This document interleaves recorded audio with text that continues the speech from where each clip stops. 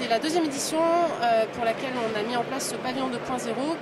Et l'objectif effectivement de ce point de rendez-vous, c'est de rassembler l'ensemble des acteurs du vin et du web dans un espace d'échange, un espace ouvert qui donnera lieu à des conférences, des ateliers, des entretiens en cas d'une web TV. Working on the social media is not a hobby, it's a work. So it's a commitment.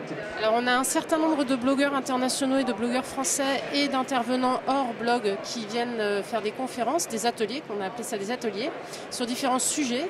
On a également en alternance avec ces ateliers des grands entretiens, donc des interviews de grandes personnalités du vin qui vont nous parler de leur sujet via la web TV derrière nous.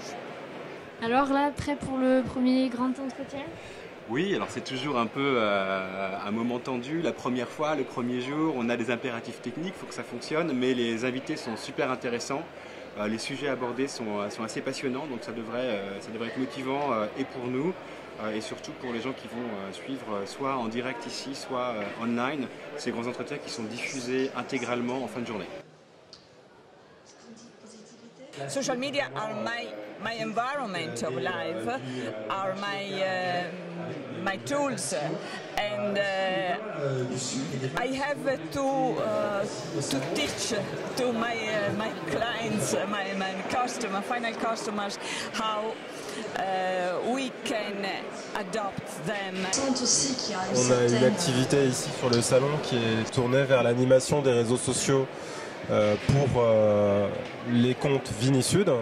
Et en l'espèce qu'on voit ici, c'est la chaîne Twitter de Vinisud avec l'ensemble des tweets qu'on a reçus ce matin et qui sont déjà fort nombreux puisqu'ils se comptent déjà par centaines après simplement une heure d'ouverture officielle.